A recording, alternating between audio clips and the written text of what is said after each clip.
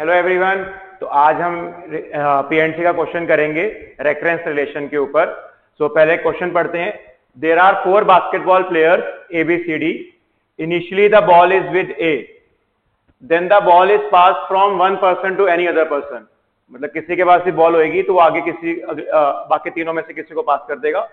N is the number of ways the ball comes back to A after 7 passes. Starting A के पास ball है, उसने किसी एक को पास करी, बी को या सी को किसी या डी को किसी एक को पास करी, फिर आगे उन्होंने किसी को पास करी। ऐसे करते करते 7 पासेस के बाद बॉल वापस से ए के पास आ गई। तो ये कितने वेज में हो सकता है? तो ये रेफरेंस रिलेशन का काफी अच्छा क्वेश्चन है। तो देखते हैं इस क्वेश्चन को। हम यहां पे क्या करते हैं, an डिफाइन कर देते हैं नंबर ऑफ वेज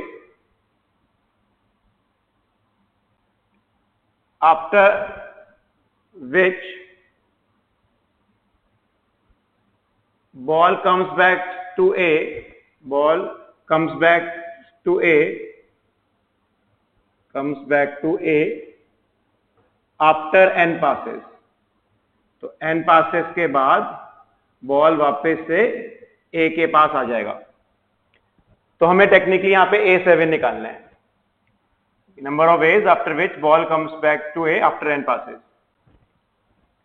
हम यहां पे Bn डिफाइन कर देते हैं number of ways after which ball comes back to either of B, C, D after n passes. अब जरूरी तो नहीं है कि 7 पासेस के बाद बॉल A के पास ही जाए, हो सकता है 7 पासेस के बॉल B पे आ जाए या C पे आ जाए या D पे आ जाए। एंड बाय सिमेट्री जो Bn होगा वो B के लिए, C के लिए और D के लिए सेम होएगा। ऑफ कोर्स An डिफरेंट होगा because initially the ball is with A, but Bn will be same for B, C, D। इसलिए मैंने इन तीनों के लिए Bn को डिनोट, यहां से Bn से डिनोट किया। अब इसमें हम देखते हैं टोटल पासेस कितनी होंगी।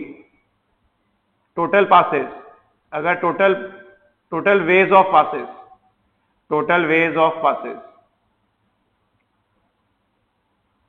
अब देखो हर मोमेंट पे बॉल जिस मर्जी के पास हो, सबके पास 3 ऑप्शंस हैं।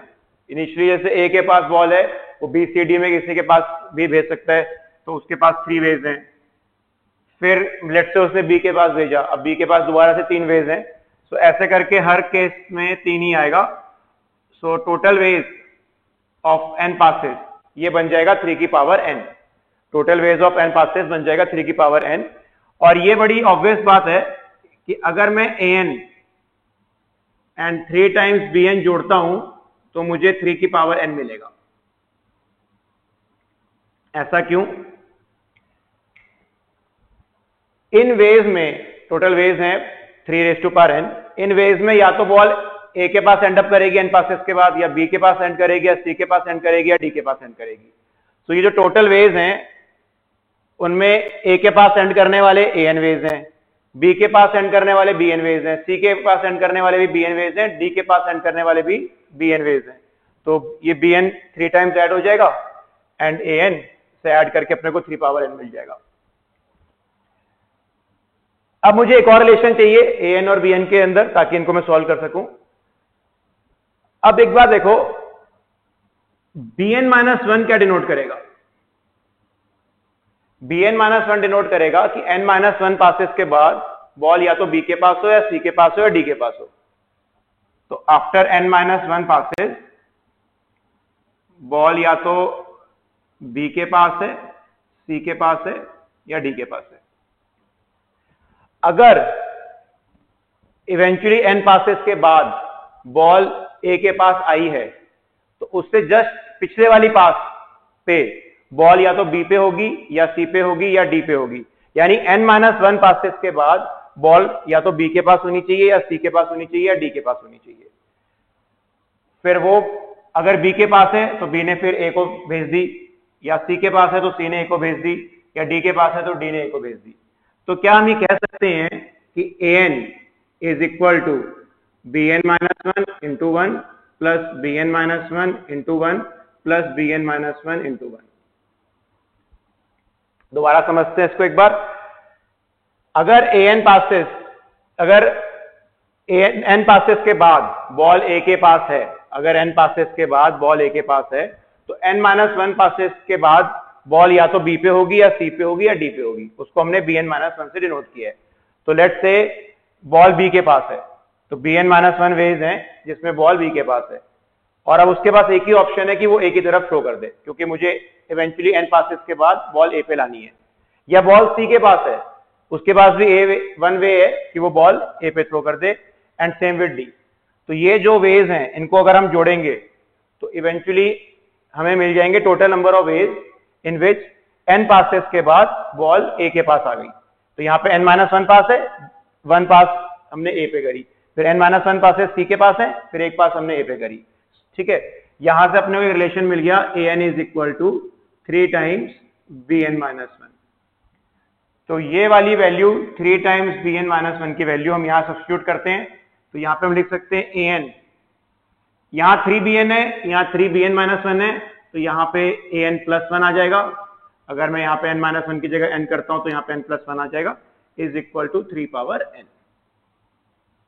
ये हमने अब रेकरेंस रिलेशन क्रिएट कर लिया, जिसकी मदद से हम a7 निकाल सकते हैं। सो यहां पे देखते हैं, इनिशियली हमें पता है a1 तो 0 होगा, क्योंकि 1 पास के बाद तो बॉल a पे आ नहीं सकती, क्योंकि इनिशियली बॉल a के पास है तो वो किसी ना किसी को थ्रो करेगा, b या c या d के को, तो a1 तो 0 ही होगा। a2, अब a2 हम यहां से निकाल सकते हैं, a2 हो जाएगा, तो एक रिलेशन ऐसे लिख लेते हैं कि an-1 is equal to 3 power n minus an। तो अगर मैं n को 1 लेता हूं यहां पे, तो 3 पावर 1 माइनस a1 जो कि आएगा 3। इसको हम मैन्युअली चेक भी कर सकते हैं कि a2 3 होना ही चाहिए था, क्योंकि अगर a ने बॉल लेट से b को भेजी और फिर b ने वापस a को भेज दी, ये एक वे हो गया, या बॉल a ने c को भेजी और c ने वापस a को भेज दी, ये 2 वे हो गए, एक और वे हो गया, और वैसे इवेंचुअली d के साथ एक और वे हो गया। तो 3 वेज ही बनते जिससे आफ्टर 2 पासेस बॉल a पे आ सकती थी। सो a2 बिल्कुल ठीक है। इसके बाद हम इवेंचुअली a7 पे इसी सीरीज को बढ़ा के आ जाएंगे। अगर a3 निकालना है, हम इनको 2 डालेंगे तो 3 स्क्वायर माइनस 3 तो 6 आ जाएगा। फिर a4 निकालते हैं, 3 क्यूब माइनस 6 यानी ये हो जाएगा 21। फिर a5 निकालते हैं तो यहाँ 4 डालेंगे, 81 माइनस 21 तो ये आ जाएगा 60। फिर a6 निकालेंगे तो यहाँ 5 डालेंगे तो 243 माइनस 60 तो ये आ जाएगा 183। इवेंचुअली हम a7 के लिए n को डालेंगे 6 तो ये आ जाएगा 3 पावर 6 माइनस a6, यहां से ये हो जाएगा 729 माइनस 183। तो इसका सही आंसर आ जाएगा 546। तो देयर आर 546 वेज जिसमें 7 पासेस के बाद बॉल a के ऊपर आ सकती है।